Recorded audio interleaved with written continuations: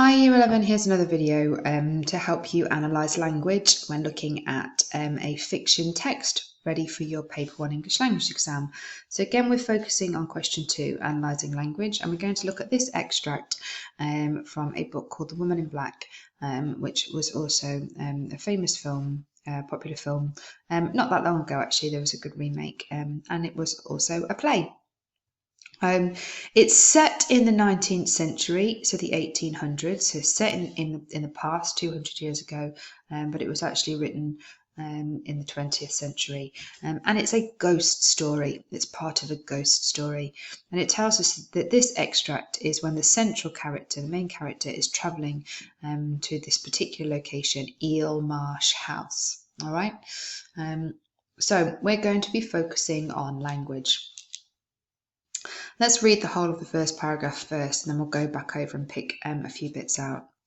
The only sounds I could hear above the trotting of the pony's hooves, the rumble of the wheels, and the creak of the cart were the sudden, harsh, weird cries from birds near and far. We had travelled perhaps 3 miles and passed no farm or cottage, no kind of dwelling house at all. All was emptiness. Then the hedgerows petered out, and we seemed to be driving towards the very edge of the world. Ahead the water gleamed like metal, and I began to make out a track, rather like the line left by the wake of a boat than ran across it. As we drew nearer, I saw that the water was lying only shallowly over the rippling sand on either of us, and that the lie was now in fact a narrow track leading directly ahead, as if into the estuary itself. As we slipped onto it, I realised that this must be the Nine Lives Causeway, this and nothing more, and saw how, when the tide came in, it will quickly be quite submerged and untraceable. So a causeway is normally a road that is submerged. That means it's kind of covered over by the tide, the sea, whenever the tide comes in or out. This road that the person is travelling down is extremely isolated and can be cut off by the sea at any point. All right, let's go back to the beginning. So we start off very clearly with this aural imagery. Now this is aural as in A-U-R-A-L, aural imagery, or you can refer to it as auditory imagery.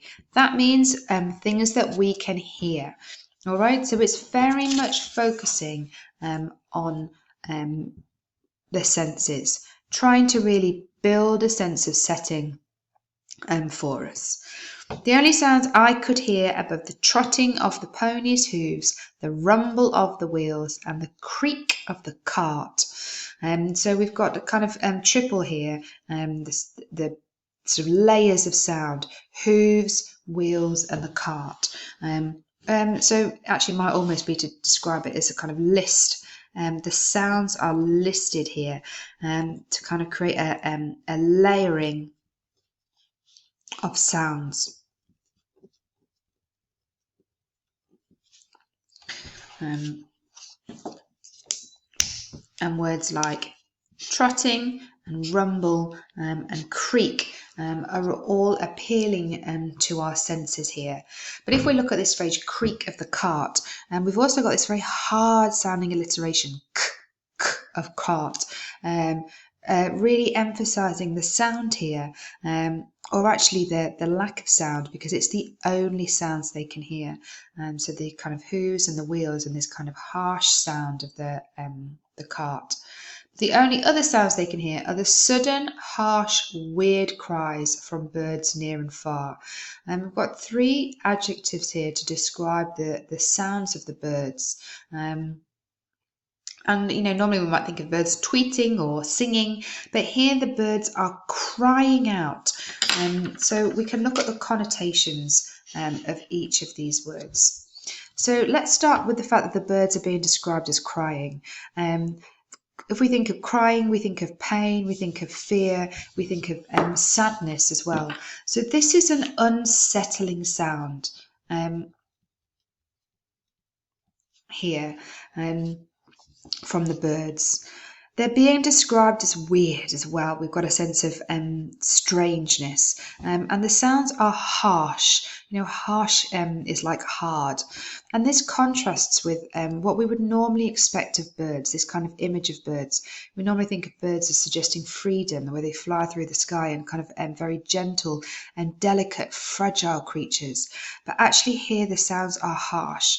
So if a sound is harsh as well, it's unwanted. So we've got a sense that the narrator doesn't want to hear these sounds. It doesn't want to be here.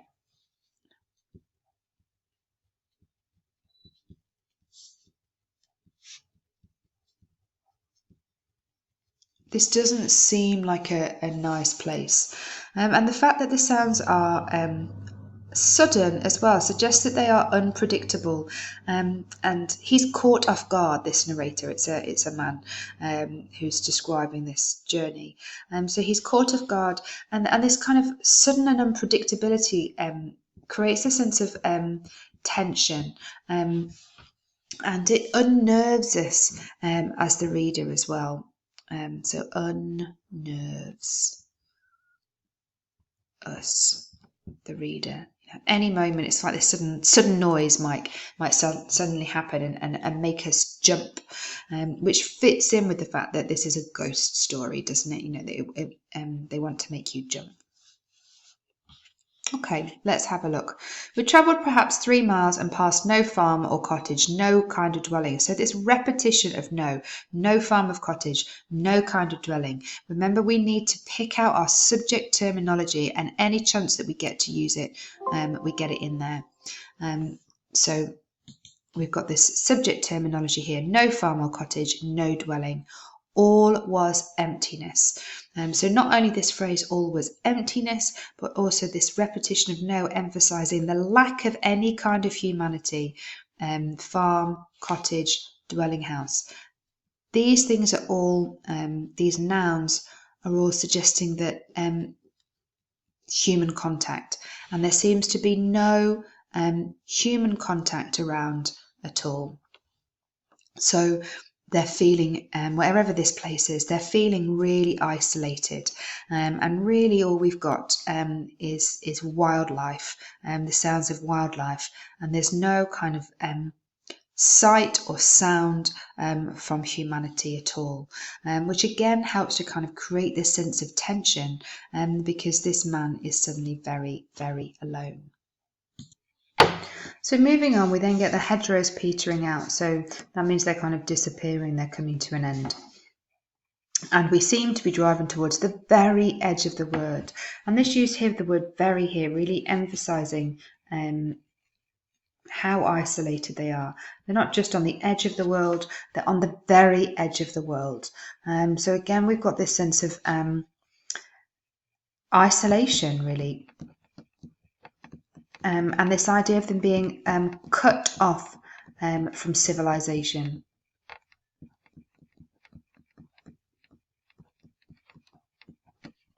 There doesn't seem to be anybody around anywhere. Now the focus moves to the water. Ahead the water gleamed shiny like metal. We've got this lovely simile here describing the water. So this is the sea that he can see in the distance. So this simile here,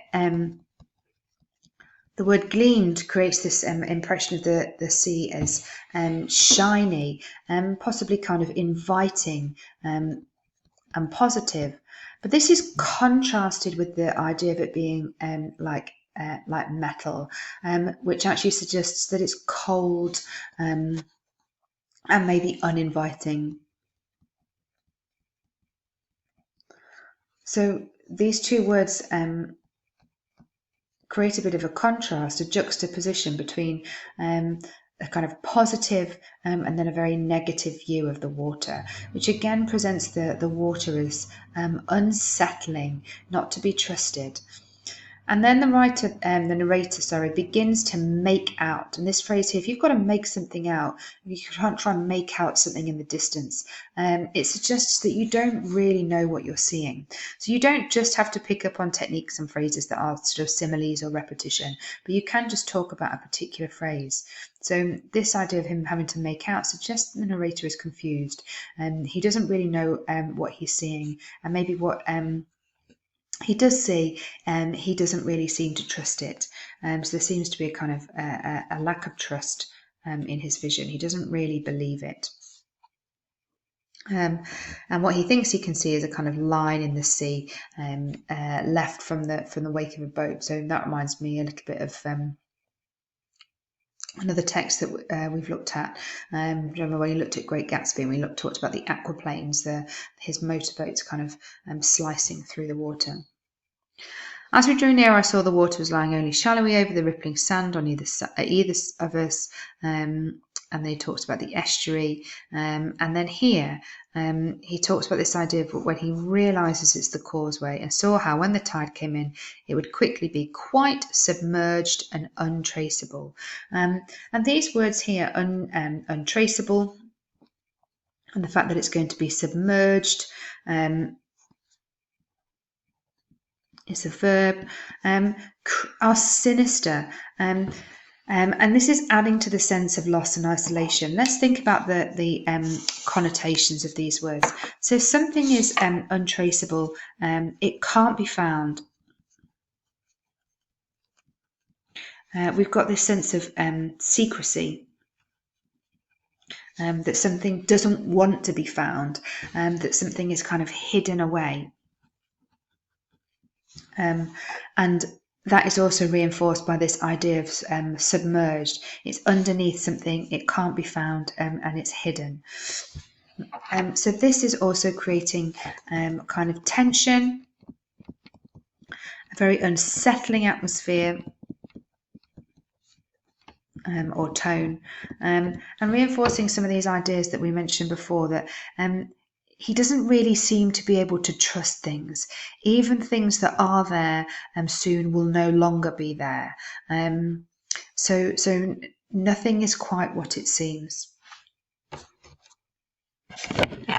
At first the pony and then the trap met the sand, the smart noise we had been making, and we went on almost in silence, save for a hissing, silky sort of sound.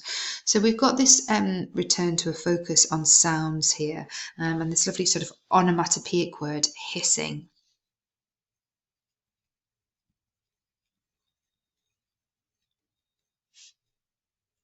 So you can talk about something being onomatopoeic. And the sound they can hear is hissing, silky sort of sound. So this hissing sound is actually recreated by the use of sibilants, this repetition of S's. So the louder noise, this sort of smart noise, smarting noise of the creaking and the trotting ceases, and we can see that even here, this sort of sus all the way through. Silence, save for a kind of hissing sort of sound. So whereas before he had the sounds, even the sounds have gone. So that's really starting to exaggerate this sense of nothingness. The only sound they can hear is this kind of hissing sound, which in one sense is kind of quite gentle and discreet.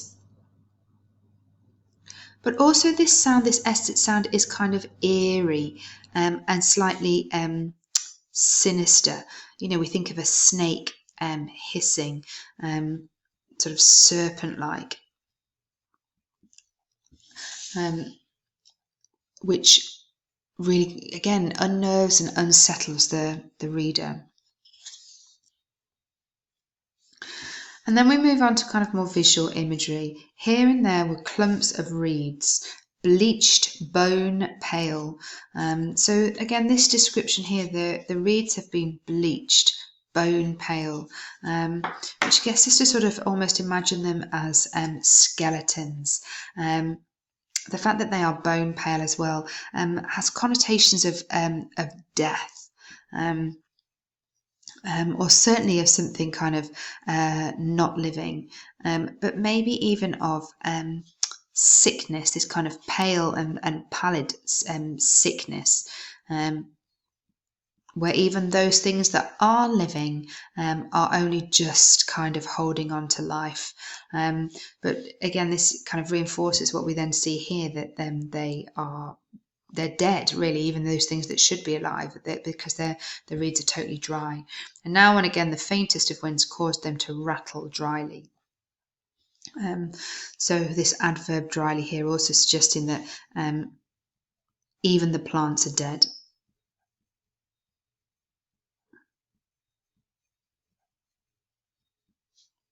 Because they're totally dried up. The irony being that they're surrounded water by the sea, but that water is either not reaching them, or because it's salt water, I don't know. But this kind of image here of sickness and death and is really helping to add to the atmosphere. The sun at our backs reflects in the water all around, so that everything shone and glistened like the surface of a mirror. So again, we've got this a simile being used to describe the water, and this time the water is described like the surface of a mirror. And here the simile is kind of creating a sense of it being almost mystical, but also emphasizing the emptiness of the place. And there's nothing for it to reflect back because there's nothing there. But also it almost reminds me of this kind of like cloak and daggers idea, this kind of sense of mystery, empty mirrors, that there's nothing really there. So kind of this sense of maybe even deception. And then still focusing on it says the sky had taken on a faint pinkish tinge at the edges, and this in turn became reflected in the marsh and the water. You can pick up on any other bits that I don't pick up on, by the way. Then, as it was so bright that it hurt my eyes to go on looking at it, staring at it, I looked up ahead and saw, as if rising out of the water itself, a tall, gaunt house of grey stone. So the fact that it hurts his eyes creates this sense that he is disorientated, but the house is rising out of the water. It's almost like the house is being sort of personified as some kind of monster. So the fact that the house is being described as rising out of the water itself is personified, almost makes it seem sort of monstrous or threatening in some way, and gives it a kind of power, I guess. The house is described as tall and gaunt. Gaunt means kind of thin and ugly and starved, all right? So you can copy my notes from down here. So again, we see the house, this kind of continued personification of the house. Not only is it sort of rising up against the narrator, but it's thin and it's ugly and it's starved in some way. Now, one interpretation of this is that the house kind of seems weak, but also, sorry, I've forgotten what I was going to say. Also then it's making the house seem strange, I guess. And to a certain extent, it also reminds us of those reeds. Remember that we were writing about up here? The reeds are kind of bleach bone pale, and the house here is thin and ugly and kind of grey. So again, we've got this kind of sense of the kind of dull colours, the lack of life. And if you can make a connection between different points in the text, that's even better. This sort of lack of life, kind of almost like it's sick, this house. The house has also got a grey stone with a slate roof. So like the metal before, we've got a real sense of coldness as well through the description of the place. that now gleamed steelily in the light. So again, the house seems to kind of blend with the water. The water, remember, was described as if it was shining or gleaming like metal. And here also the house is gleaming steelily. So it's almost like it's risen up out of the water, but it's almost like it is part of the water as well. Then it describes it as standing like some kind of lighthouse, and we've got it placed within this kind of wide expanse of the marsh and estuary. The most astonishingly situated house I had ever seen or could ever conceivably have imagined. So we've got almost a sense of disbelief here. He can't really believe this house. Isolated, uncompromising, but also, I thought, handsome. Now this is strange, isn't it? This word doesn't really seem to fit here, this adjective handsome. This house has been described as sort of dull and grey and thin and ugly, and now he's describing it as handsome. It's almost like, to a certain extent, that he is kind of spellbound by this house. He's kind of some way bewitched by it. You know, like you often see in these kind of like horror stories or ghost stories, it somehow kind of draws him in. He feels compelled to go nearer, and as he says, as we neared it, so it's almost like he feels compelled. Now, you know, you might think of the word compelled meaning forced, but it's this sense that you're being, there's something from within you is forcing you to do this. So he sort of feels compelled to continue going towards this house, because nothing about this landscape is really suggesting that this place is inviting at all. It really seems bewitching and sinister and unwelcoming, this kind of barren landscape that we've got.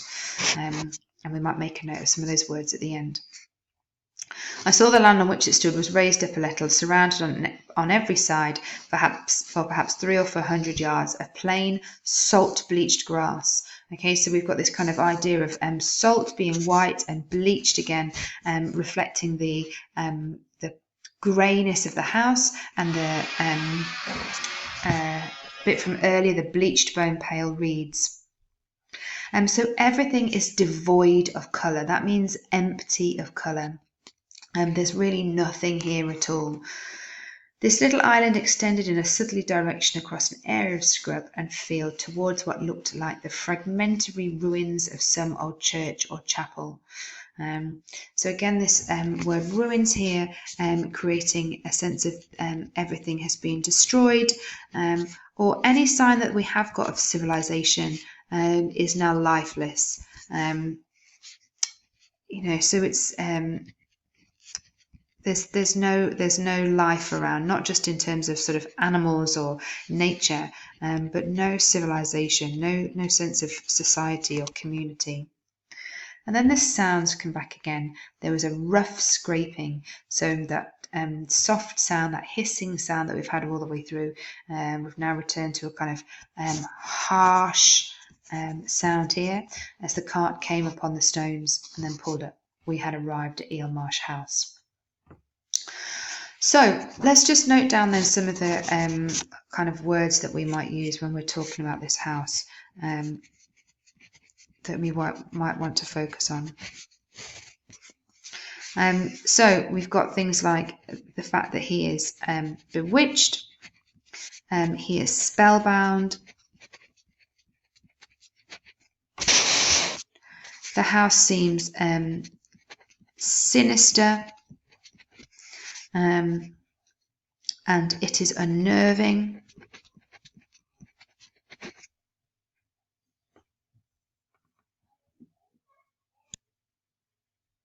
In terms of feelings, we've got this sense of it feels very tense, it feels isolated, it feels unsettling.